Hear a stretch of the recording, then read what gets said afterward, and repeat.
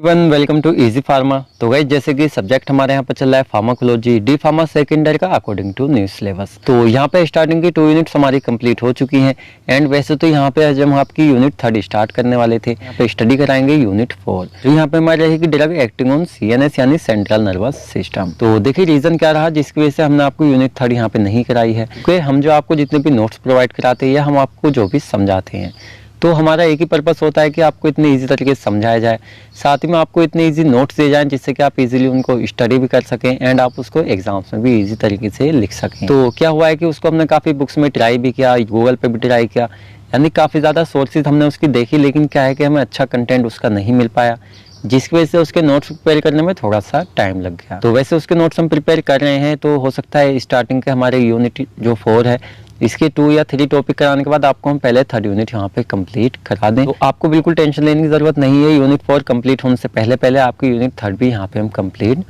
कर देंगे। तो आज हम फोकस करते हैं अपने आज के टॉपिक पर जो हमारी यूनिट 4 हम स्टार्ट करने वाले हैं। तो देखिए ये यूनिट कहीं ना कहीं बहुत ही ज़्यादा इंपॉर्टेंट हो जाती है आपके लिए एग्जाम के पर्पज़ से, साथ ही में आपकी नॉलेज के पर्पज़ से, क्योंकि एग्जाम में अगर देखा जाए तो इसके अंदर जो टॉपिक है मोस्टली आपको एग्जाम्स में रखे हुए मिलते हैं जो पीछे आपके एग्जाम्स होते थे। तो आपका न्यू सिलेबस है इस बार, तो आई थिंक इस बार भी आपके सभी टॉपिक एक तरह से इंपॉर्टेंट हैं और आपको एग्जाम में आएंगे भी। तो चलिए यहाँ पे देख लेते हैं कौन कौन से आपके टॉपिक एक तरह से सिलेबस रहेगा आपका यूनिट 4 में, जो यहाँ पे हम स्टडी इस यूनिट के अंदर करेंगे। तो देखिए फर्स्ट जो हमारे यहाँ पे रहने वाला है यानी drug acting on central nervous system, जो हमारा क्या है सेंट्रल नर्वस सिस्टम है।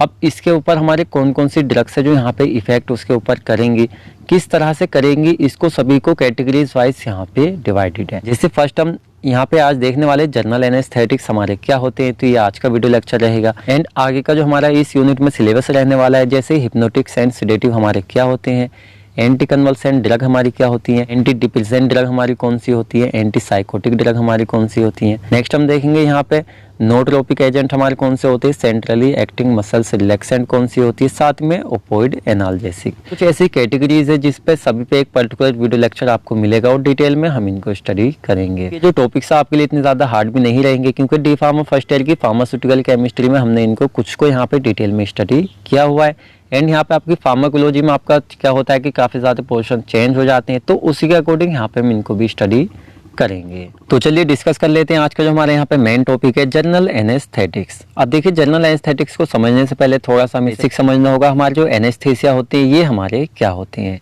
क्योंकि जनरल एनेस्थेटिक जो है एक तरह से एनेस्थीसिया का ही हमारा ये एक रूप है। तो चलिए समझ लेते हैं। देखिए क्या होते हैं हमारे एनेस्थीसिया। तो एनेस्थीसिया हमारे वो होते हैं जिनका यूज हम करते हैं सर्जरी के लिए। कुछ हमारे ऐसे होते हैं जिनका हम माइनर सर्जरी में भी यूज कर लेते हैं। मोस्टली हम कहाँ पे यूज करते हैं, जो हमारी मेजर सर्जरी यानी ऑपरेशंस वगैरह होते हैं। अब यहाँ पे हम इनका यूज जो करते हैं वो डिफरेंट टाइप से करते हैं। डिफरेंट टाइप से इसलिए करते हैं क्योंकि डिफरेंट सिचुएशन के अकॉर्डिंग करते हैं। तो हमारे जो एनेस्थीसिया होते हैं ये हमारे 2 टाइप्स के होते हैं। फर्स्ट हमारे होते हैं लोकल एनेस्थेटिक्स, जो हमने आपको यूनिट 2 में फुल डिटेल में स्टडी कराया था। एक हमारे होते हैं यहाँ पे जनरल एनेस्थेटिक्स। अब इनमें डिफरेंट क्या होता है, एक तो मान लीजिए कोई ऐसी सर्जरी है जिसको एक पर्टिकुलर जगह पे की जानी है, यानी मान लीजिए उसके हैंड में की जानी है, उसके हाथ में कहीं पे कोई गांठ वगैरह या कुछ प्रॉब्लम हो सकती है। तो क्या करते हैं कुछ डॉक्टर्स ऐसे होते हैं जो बिल्कुल उसका जो पर्टिकुलर एरिया है जहाँ पे इंजरी है, एक तरह से क्या होनी सर्जरी होनी है, इस एरिया को वहाँ पे सुन कर देते हैं, यानी एक लोकलाइज्ड एरिया को। तो वहाँ पे हम यूज करते हैं लोकल एनेस्थेटिक्स का, यानी कि लोकलाइज्ड एरिया को सुन करने के लिए। सेकंड हमारे होते हैं जनरल एनेस्थेटिक्स।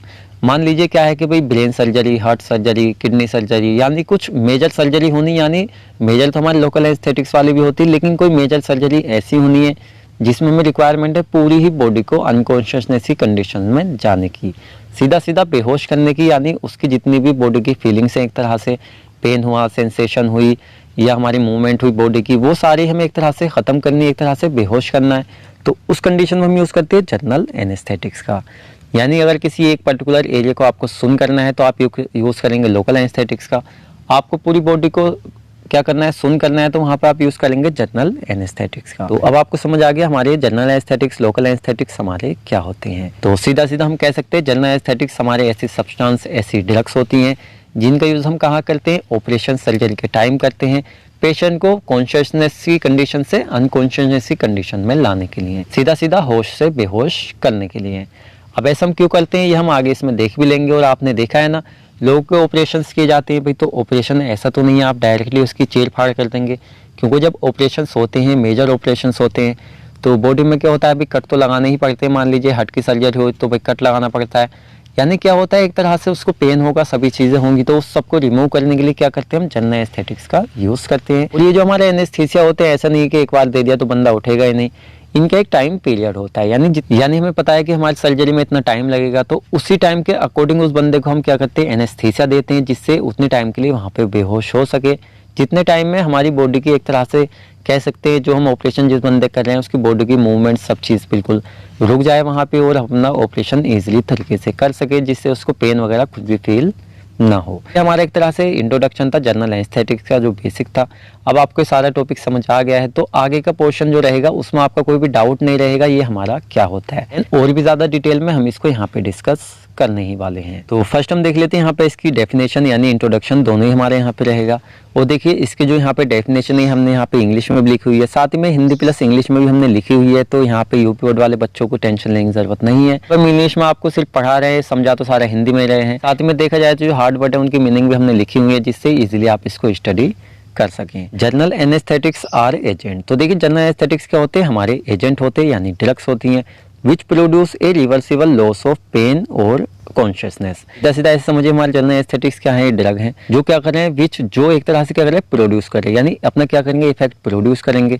ए रिवर्सिबल लॉस यानी रिवर्सिबल लॉस का मीन सीधा सीधा है भाई क्या होना, किसी चीज का खत्म हो जाना, जैसे पेन और कॉन्शियसनेस, जो आपका पेन है वो भी क्या हो जाएगा, खत्म हो जाएगा, एक तरह से लॉस हो जाएगा उसका।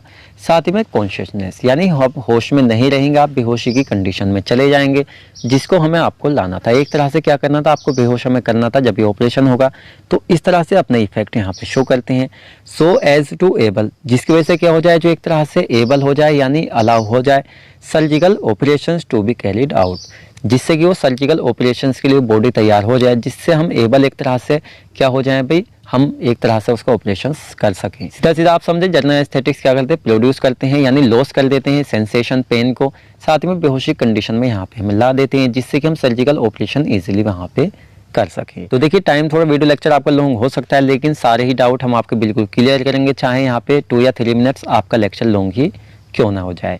देन चलिए नेक्स्ट पॉइंट यहाँ पे हम देख लेते हैं। These drugs are generally administered by an anaesthesiologist in order to induce और maintain general anaesthesia to facilitate surgery. तो हमारे जो क्या है, जो जनरल एनेस्थेटिक्स है हमारी क्या है, जो ये ड्रग्स हैं, ये जो तो इन ड्रग को जो एडमिनिस्ट्रेट किया जाता है इस तरह से नहीं किया जाता है जैसे हम और टेबलेट कैप्सूल खुद ही खा लेते हैं, ओरल एडमिनिस्ट्रेट कर लेते। देखिए इनको देने के लिए स्पेशली जो एनेस्थीसियोलॉजिस्ट होते हैं उनको बुलाया जाता है, वो ही इस वर्क को यहाँ पे करते हैं, क्योंकि वो क्या कर देते हैं, एक तरह से मैनर में देते हैं यानी जितना हमें टाइम के अकॉर्डिंग देना है, साथ ही में उस कंडीशन के अकॉर्डिंग देते हैं, यानी एनेस्थीसिया की जो कंडीशन है उसकी फैसिलिटेट कर सके एक तरह से सर्जरी के लिए, तो उनके थ्रू यहाँ पे एनेस्थीसिया दिया जाता है। अब इसकी डेफिनेशन हिंदी प्लस इंग्लिश में हमने लिखी हुई है, बिल्कुल सिमिलर है जैसे हमने आपको यहाँ पे इंग्लिश में पढ़ के बताया है, सिमिलर आपका हिंदी में है। यानी जनरल एनेस्थेटिक्स वो ड्रग्स होती हैं जो बॉडी के सीएनएस को डिप्रेस कर देती हैं, यानी सेंट्रल नर्वस सिस्टम को डिप्रेस करेंगी, साथ में क्या करेंगी, फुल बॉडी को अनकॉन्शियसनेस यानी बेहोशी कंडीशन में आपकी ला देंगी, जिससे कि आपका ऑपरेशन जो है वो इजीली तरीके से वहाँ पे किया जा सके। देन चलिए नेक्स्ट यहाँ पे हम देख लेते हैं स्टेजेस ऑफ एनेस्थीसिया, यानी जो एनेस्थीसिया होता है उसको देने के बाद हमारी कौन कौन सी स्टेजेस आती हैं जिसमें हम अपना वर्क करते हैं। यहाँ पे स्टेजेस 4 होती है यहाँ पे एनेस्थीसिया की। तो फर्स्ट स्टेज जो हमारी होती है हमारी एनाल्जेसिया जिसको हम कहते हैं, यानी क्या होता है जब जनरल एनेस्थीसिया आपने दे दिया तो उसको बेहोशी वहाँ पे आने लगती है, जिसको हम एनाल्जेसिया कहते हैं, यानी पेन वहाँ पे रिमूव हो जाता है। नेक्स्ट हमारी स्टेज सेकंड जो हमारी आती है यानी डिलीरियम और एक्साइटमेंट। तो ये जो हमारी सेकंड स्टेज होती है इसमें पेशेंट को यहाँ पे एक्साइटमेंट होती है। एक्साइटमेंट का सीधा सीधा मतलब है बेहोशी की हालत में वहाँ पे वो बोलता है। लेते स्टेज थर्ड। तो थर्ड स्टेज में क्या होता है, हमारी जो बॉडी है फुल यहाँ पे रेस्ट में आ जाती है, यानी पेन भी रिमूव हो जाता है, एक्साइटमेंट रिड्यूस हो जाती है, सारी चीज़ें यहाँ पे बिल्कुल कंट्रोल में होती हैं। तो यहाँ पे क्या होता है, हमारी जो सर्जिकल ऑपरेशन है वहाँ पे किया जाता है, क्योंकि सर्जरी की कंडीशन वहाँ पे उसकी आ जाती है। स्टेज 4 अगर हम देखें, स्टेज 4 हमारी क्या होती है जब हमारा ऑपरेशन एक तरह से भी हो चुका है या हो रहा है, तो उस कंडीशन में मेडुलरी पैरालिसिस या डेथ भी वहाँ पे हो सकती है। यानी वैसे देखा जाए तो स्टार्टिंग में जब किसी पेशेंट को एनेस्थीसिया दिया जाता है उसी टाइम उसकी हालत ख़राब होती है, क्योंकि भाई उसे पता होता है मेरी बॉडी में कहाँ पे क्या डिसीज़ है, क्या होना है, यानी चीरफाड़ वगैरह या एक तरह सर्जरी हुई तो कट वगैरह लगेंगे, टाँके भर जाएंगे, इस तरह से वो नर्वस भी होता है। तो एक तरह से कह सकते हैं कि वहाँ पे क्या होता है पैरालिसिस या एक्साइटमेंट कह सकते हैं, उसकी डेथ वगैरह भी वहाँ पे कॉज हो सकती है। अगर वहाँ पे सिचुएशन हो रही है तो क्या होता है, एक तरह से ये साइड इफेक्ट है जनरल एनेस्थीसिया का। देन चलिए नेक्स्ट यहाँ पे हम देख लेते हैं क्लासिफिकेशन ऑफ जनरल एनेस्थेटिक्स। तो देखिए इसका क्लासिफिकेशन काफ़ी ज़्यादा इंपॉर्टेंट है और हम क्या करेंगे, इसके ऊपर एक वीडियो अलग से बनाएंगे जिसमें हम आपको बता सके इसका क्लासिफिकेशन जो उसको याद करने की ट्रिक। पहले आपका सिलेबस कंप्लीट हो जाए फिर सभी क्लासिफिकेशन की ट्रिक हम आपको यहाँ पे बताएंगे। तो चलिए देख लेते हैं। It is classified into 2 types. जो हमारे जनरल एनेस्थेटिक्स है इसको 2 कैटेगरीज में यहाँ पे डिवाइडेड किया गया है, क्लासिफाइड किया गया है। फर्स्ट हमारे होते हैं इनहेलेशनल एनेस्थेटिक्स, सेकंड हमारे होते हैं इंट्रावीनस एनेस्थेटिक्स। तो चलिए फर्स्ट हम देख लेते हैं। जो हमारे इनहेलेशनल एनेस्थेटिक्स होते हैं ये हमारे 2 टाइप से डिवाइडेड है। फर्स्ट हमारे यहाँ पे होती है गैसेस, यानी वो हमारे जनरल एनेस्थेटिक जो एक तरह से गैस की फॉर्म में होते हैं, जैसे हमारे नाइट्रस ऑक्साइड हो गए, साथ ही में साइक्लोप्रोपेन हो गए। थर्ड हमारे न्यूअर एनेस्थेटिक्स, यानी क्या है न्यूअर, एक तरह से न्यू एनेस्थेटिक्स है जिसको हम एक्सिनोन भी यहाँ पे देखिए। एनेस्थेटिक्स की क्या है, हमारे इनहेलेशनल एनेस्थेटिक्स से सीधा सीधा इनको हम इनहेल करके अपनी बॉडी के अंदर लेते हैं जब एक तरह से ऑपरेशन की कंडीशन होती है, यानी इनका यूज किया जाता है। नाक के थ्रू क्या करते हैं, हम इसको यहाँ पे इनहेल करते हैं। नेक्स्ट हमारे लिक्विड्स आ जाते हैं, जैसे हेलोथेन हमारे हो जाती है फर्स्ट यहाँ पे ड्रग, सेकंड हमारे ईथर हो जाते हैं, थर्ड हमारे यहाँ से इंसुफ्लुरेन हो जाते हैं, 4 हमारे आइसोफ्लुरेन हो जाते हैं, 5th हमारे यहाँ पे मिथोक्सीफ्लुरेन हो जाते हैं, 6 हमारे डेसफ्लुरेन हो जाते हैं, 7 हमारे सीवोफ्लुरेन हो जाते हैं। इसमें 1-2 ड्रग और है, आप चाहें तो उसको भी ऐड कर सकते हैं। अब देखिए यहाँ पे क्लासिफिकेशन में बच्चों की क्या है, सीधा सीधा यहाँ पे सीधी कंप्लेन रहती है, सर हमें जो क्लासिफिकेशन है वो याद नहीं हो रहा है। इसकी क्या होती है, एक ट्रिक होती है जो हम आपको बाद में बताएंगे। साथ ही में अगर देखा जाए तो इनकी जो हम आपको ड्रग स्टडी कराते हैं, एक कैटेगरी में मान लीजिए यहाँ पे हमने आपको 6-7 ड्रग लिखवाई हैं, आप चाहें तो इसमें से 3 से 4 भी लिख सकते हैं, आपके मार्क्स नहीं कटेंगे। हम आपको नॉलेज के पर्पज से थोड़ी ड्रग एक्स्ट्रा यहाँ पे करा देते हैं। सेकंड हमारे यहाँ पे कैटेगरी आ जाती है इंट्रावीनस एनेस्थेटिक्स। तो जैसे आपको नाम से पता चल रहा है, ये हमारे एनेस्थेटिक्स जो होते हैं हमारे डायरेक्टली वीन में दिए जाते हैं निडल के थ्रू, यानी इंजेक्शन के थ्रू। तो इसमें हमारा फर्स्ट पॉइंट है, यहाँ पे पॉइंट है इंडोसिंग एजेंट। इसके अंदर हमारे थायोपेंटेन सोडियम आ जाते हैं, साथ ही में मीथोहेक्सिटोन आ जाते हैं। थर्ड हमारे यहाँ पे प्रोफोल एक्सोमीडेट, तो ये हमारे कुछ है इसके अंदर। सेकंड हमारे होते हैं यहाँ पे डिसोसिएटिव एनेस्थेटिक्स, जिसमें हमारा कीटेमाइन आ जाता है। थर्ड यहाँ पे हमारे होते हैं ओपोइड एनाल्जेसिक, जो हमारे यहाँ पे क्या होते हैं फेंटेनाइल होते हैं। और अगर यहाँ पे डी अगर पॉइंट हम देखें तो हमारे बेंजोडायाज़ेपिन्स, जो एक तरह से हमारे सिडेटिव हिप्नोटिक्स की कैटेगरी में यहाँ पे आते हैं, जो आगे हम देखेंगे। तो इसमें हमारे डायज़ेपाम आ जाते हैं, लोराज़ेपाम आ जाते हैं और मिडाज़ोलाम आ जाते हैं। तो देखिए पीछे मैंने आपको बताया, ये जो हमारे एनेस्थीसिया दिए जाते हैं जनरल एनेस्थेटिक्स, ये दिए जाते हैं ड्यूरेशन के बेस पे, यानी कितनी टाइम के लिए हमें सर्जरी के लिए टाइम चाहिए, उसी के हिसाब से उसी की डोज में और उसी के कैटेगरी के हिसाब से हम इन एनेस्थेटिक्स का यूज़ करते हैं। तो आई थिंक आपको जो क्लासिफिकेशन है बहुत ही अच्छे से यहाँ पे समझ आया होगा। देन चलिए नेक्स्ट यहाँ पे हम देख लेते हैं मैकेनिज्म ऑफ एक्शन, यानी हमारे जो जनरल एनेस्थेटिक्स ड्रग्स हैं, हमने इसकी डेफिनेशन देखी, इसके बारे में बेसिक जाना, साथ ही में हमने देखा इसका क्लासिफिकेशन कौन कौन सी ड्रग्स होती है जिनका हम इसमें यूज़ कर सकते हैं। अब हम देख रहे हैं मैकेनिज्म ऑफ एक्शन, यानी किस तरह से हमारी बॉडी में जाके इफेक्ट अपना शो करेंगे, कहाँ पे करेंगे, किस तरह से करेंगे, ये यहाँ पे हम चलिए स्टडी कर लेते हैं। तो देख लेते हैं यहाँ पे हम मैकेनिज्म ऑफ एक्शन। तो चलिए मैकेनिज्म ऑफ एक्शन को यहाँ पे पॉइंट टू पॉइंट हम देखेंगे। और मैकेनिज्म ऑफ एक्शन यहाँ पे हम देख किस चीज़ का रहे हैं, इनहेल्ड एनेस्थेटिक्स, यानी जो हमारी फर्स्ट कैटेगरी है उसका यहाँ पे मैकेनिज्म ऑफ एक्शंस देखेंगे। तो सीधा सीधा देखिए आपको पता ही है, हमारी वो ड्रग होती है जो सेंट्रल नर्वस सिस्टम को क्या करती है, डिप्रेस कर देती हैं एक तरह से। साथ में क्या होता है, हमारी बॉडी जो होती है अनकॉन्शियसनेस बेहोशी कंडीशन में चली जाती है, जिससे बॉडी फुल रेस्ट कंडीशन में आ जाती है, जिससे कि हम सर्जिकल ऑपरेशन ईजिली कर सकते हैं।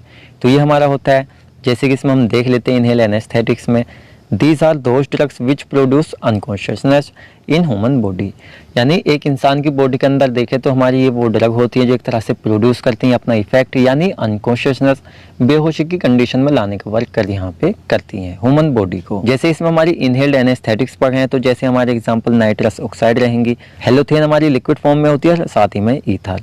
तो इस तरह की हमारे कुछ ड्रग इसमें आती हैं। चलिए नेक्स्ट यहाँ पे हम देख लेते हैं फार्माकोलॉजिकल एक्शन। तो जैसे कि आप जानते हैं फार्माकोलॉजिकल एक्शन सीधा सीधा जिस ड्रग का हम यूज़ कर रहे हैं, जैसे यहाँ पे जनरल एस्थेटिक्स का हम यूज़ कर रहे हैं, तो हमारी बॉडी में जाके किस पार्ट पे किस तरह से अपना इफेक्ट शो करेगी, जो एक तरह से इसका इफेक्ट यहाँ पे होता है। तो यहाँ पे हम चलिए पॉइंट टू पॉइंट इसको डिस्कस कर लेते हैं। जैसे फर्स्ट यहाँ पे हम देखते हैं CNS, जिसकी फॉर्म होती है सेंट्रल नर्वस सिस्टम, यानी हमारे जो जनरल एस्थेटिक्स यहाँ पे एजेंट्स हैं, ये सेंट्रल नर्वस सिस्टम को किस तरह से डिप्रेस करेंगे, क्या उसके अंदर इफेक्ट करेंगे, ये यहाँ पे हम देखेंगे। जैसे कि देख लेते हैं इनहेल्ड एनेस्थेटिक्स, यानी जो एक तरह से सूंघने वाली हमारी इनहेल्ड एक तरह से क्या होती है, लिक्विड या हमारी गैसेस होती हैं, ये क्या कर देती है, इंक्रीज कर देती है यहाँ पे सेरिब्रल ब्लड फ्लो, यानी जो सेंट्रल नर्वस सिस्टम के अंदर हमारा सेरिब्रल ब्लड फ्लो होता है उसको यहाँ पे क्या करेंगी, इंक्रीज कर देंगी by decreasing cerebral vascular resistance. यानी सेरिब्रल वस्कुलर रेसिस्टेंस जो होती है उसको एक तरह से क्या करती है, रिड्यूस कर देती है, डिक्रीज कर देती है। रेसिस्टेंस यहाँ पे डिक्रीज हो जाएगी जिससे जो हमारा सेरिब्रल ब्लड फ्लो होता है वो यहाँ पे इंक्रीज हो जाता है। तो हम कह सकते हैं कहीं ना कहीं ये रेस्पॉन्सिबल होता है सेंट्रल नर्वस सिस्टम को डिप्रेस करने के लिए। नेक्स्ट हम देख लेते हैं, they also decrease metabolic rate of the brain and में इंक्रीज इंट्राक्रैनियल प्रेशर्स। तो एक तरह से क्या करती है, सेंट्रल नर्वस सिस्टम के अंदर ये जो हमारी मेटाबॉलिक रेट होती है ब्रेन के अंदर उसको एक तरह से क्या करती है, डिक्रीज करने का यहाँ पे वर्क करती है। उसकी डिक्रीज से होता क्या है, में एक तरह से इंक्रीज हो सकता है इंट्राक्रैनियल प्रेशर। ये हमारा क्या होता है, सेंट्रल नर्वस सिस्टम पे एक तरह से इफेक्ट होता है जनरल एनेस्थेटिक्स का। नेक्स्ट हम देख लेते हैं लीवर एंड किडनी। तो सीधा आप समझिए जो हमारा सेंट्रल नर्वस सिस्टम है उसको एक तरह से डिप्रेस करें जो जनरल एनेस्थेटिक्स यहाँ पे होती हैं। जो किडनी एंड लीवर होता है, यानी किडनी जिसको हम कहते हैं गुर्दा हिंदी में, लीवर जिसको हिंदी में हम कहते हैं यकृत, तो इसके ऊपर किस तरह से अपना ये इफेक्ट प्रोड्यूस करती हैं। नेक्स्ट पॉइंट इसमें हम देख लेते हैं वोलेटाइल एनेस्थेटिक्स। तो वोलेटाइल जैसे हमारे एलोथेन ईथर वगैरह होते हैं, ये क्या करते हैं, डिक्रीज कर देते हैं ग्लोमेरुलर फिल्ट्रेशन, यानी एक तरह से जो हमारा ग्लोमेरुलर फिल्ट्रेशन रेट होती है, जो एक तरह से हमारी यूरिनेशन की प्रोसेस होती है, जैसे आपने डी फार्मा फर्स्ट ईयर में एचईपी में बहुत ही अच्छी तरीके से इसको पढ़ा होगा, तो उसकी रेट को एक तरह से दर को कम करने का यहाँ पे वर्क करती हैं। साथ ही में रीनल एंड हेपेटिक, यानी किडनी और जो हमारा लीवर होता है उसके ब्लड फ्लो को भी डिक्रीज करने का वर्क यहाँ पे ये करती हैं। नेक्स्ट हम इसके अंदर देख लेते हैं हेलोथेन एंड इट्स डेरिवेटिव्स। तो हमारी जो हेलोथेन होती है साथ ही में इसके डेरिवेटिव्स होते हैं, ये डिक्रीज कर देते हैं cardiac output and arterial pressure. तो कार्डियक आउटपुट हमारा होता है जब हमारा हार्ट क्या करता है, ब्लड को लेता है तो उसको इनपुट कहते हैं, जब ब्लड को छोड़ता है तो उसको हम आउटपुट कहते हैं। तो अगर ब्लड का आउटपुट वहाँ पे डिक्रीज हो रहा है तो एक तरह से जो आर्टरी है उन पर पड़ने वाला जो प्रेशर होगा वो ऑटोमेटिकली वहाँ पे डिक्रीज हो जाएगा। सीधा सीधा हम कहें जो आर्टरीज के अंदर जो हमारे ब्लड का फ्लो है यहाँ पे कम होना, यानी बीपी डिक्रीज होना। नेक्स्ट हम देख लेते हैं रेस्पिरेटरी सिस्टम।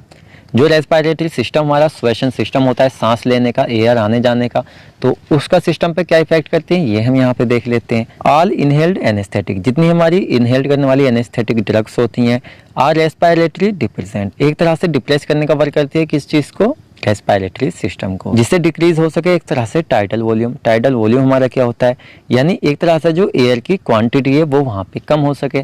नॉर्मल अगर हम देखें एयर की जो क्वांटिटी टाइडल वॉल्यूम होता है, एक मेल के अंदर होता है समथिंग 500 ml, फीमेल के अंदर होता है यहाँ पे 400 ml, तो उसको डिक्रीज करने की, थोड़ा सा कम करने का वर्क यहाँ पे करते हैं, एक तरह से उसको डिप्रेस करने का, जिससे क्या हो सके एक तरह से म्यूकुलरी जो फंक्शन है वो भी यहाँ पे कम हो सके। सीधा सीधा हम कहें तो यहाँ पे वायु संचार, यानी जो हमारा वायु का द्वार होता है वो यहाँ पे हम कहते हैं। इसके अंदर देख लेते हैं, देखिए इनका हम यूज तो कर रहे हैं जनरल एनेस्थेटिक्स का, हाउएवर तो हालांकि क्या है, हमारी जितनी भी ऑल ऑफ देम, यानी जितनी भी हमारी ड्रग हमने पीछे यूज की, ये एज ए ब्रोंको डायलेटर की तरह हमारी जो रेस्पिरेटरी सिस्टम है उस पर वर्क करती हैं, करेंगे, जिससे कि जो एक तरह से सर्जिकल ऑपरेशन के लिए हमें एक तरह से सिचुएशन सही है यहाँ पे किस चीज़ की, रेस्पिरेटरी सिस्टम की, वो हमें वहाँ पे प्रॉपर मिल सके। देन चलिए नेक्स्ट यहाँ पे हम देख लेते हैं CVS, जिसकी फुल फॉर्म होती है कार्डियोवास्कुलर सिस्टम। तो हमारे जो जनरल एस्थेटिक्स है, हमारे कार्डियोवास्कुलर सिस्टम सीधा से कहें तो हार्ट पे किस तरह से इफेक्ट करेंगे ये हम देखने वाले हैं। अब देखिए जितने पॉइंट हम यहाँ पे स्टडी कर रहे हैं, आप चाहें तो इनको इस तरह से भी लिख सकते हैं, जैसे drug acting on CNS, drug कैसे इफेक्ट करती हैं सेंट्रल नर्वस सिस्टम पे, drug acting on respiratory system उस पर किस तरह से इफेक्ट करेंगे, या drug acting on CVS cardio, ऐसे जो हमारे जनरल एस्थेटिक्स ड्रग है वो इन सिस्टम के ऊपर अपना इफेक्ट प्रोड्यूस कर रही हैं। तो आप चाहें तो उस तरह से और इस तरह से आप इसको दोनों ही तरीके से यहाँ पे लिख सकते हैं। तो देख लेते हैं हमारा जो क्या होता है, एक तरह से हार्ट होता है उसके सिस्टम के ऊपर किस तरह से इफेक्ट करते हैं general anaesthetics. Inhale anaesthetics tend to reduce, तो इनहेल करने वाला एनेस्थेटिक्स ये क्या करते हैं, यहाँ पे रिड्यूस कर देते हैं मायोकार्डियल कॉन्ट्रैक्टिसिटी, सीधा सीधा हम कहें तो मायोकार्डियल कंट्रक्शन। तो हमारे जो मायोकार्डियल कॉन्स्ट्रक्शन यहाँ पे होता है उसको एक तरह से रिड्यूस करने का वर्क करती हैं। तो मायोकार्डियल इंटरेक्शन अभी डिसीज थी, हमने जो फार्माकोथेराप्यूटिक में आपको स्टडी कराई है, तो वहाँ पे बहुत डिटेल में हमने इसको स्टडी किया था, तो यहाँ पे इसको डिटेल में जाने की जरूरत नहीं है। इसमें क्या करती थी, रिड्यूस कर देती हैं ऑक्सीजन की डिमांड को, और साथ ही में आर्टेरियल प्रेशर यानी बीपी को कम करने का वर्क यहाँ पे करती हैं, जो आर्टरी पे ब्लड के थ्रू एक तरह से प्रेशर पड़ता है। एंड आल्सो प्रोड्यूस, और साथ में क्या करती है, प्रोड्यूस करती है सम कोरोनरी वैसोडाइलेशन। कोरोनरी वैसोडाइलेशन सीधा सीधा जो हमारी वैसो स्पाज्म होता है उसको रिड्यूस करती है, यानी जो एक तरह से आर्टरीज होती हैं यानी कोरोनरी आर्टरीज वो क्या होता है, उसमें वैसोस्पाज्म यानी ऐंठन होने से यहाँ पे ये रोकती हैं। के दौरान अगर ऐंठन होगी तो बेहोशी कंडीशन में वहाँ पे डेथ हो सकती है पेशेंट की। देन चलिए नेक्स्ट हेडिंग यहाँ पे हम देख लेते हैं कॉन्ट्राइंडिकेशंस। तो देखिए कॉन्ट्राइंडिकेशन का सीधा सीधा हिंदी में होता है मतभेद, या सीधा सीधा हम ऐसे कह सकते हैं कुछ ड्रग हमारी आपस में इंटरेक्शन कर जाती है किस चीज़ के बॉडी के अंदर, तो कॉन्ट्राइंडिकेशन हो जाता है।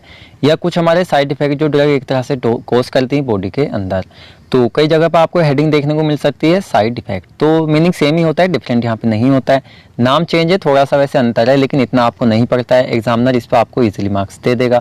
आपके सिलेबस में कॉन्ट्राइंडिकेशन दिया हुआ है, लेकिन साइड इफेक्ट पे आप इसको यहाँ पे लिख सकते हैं।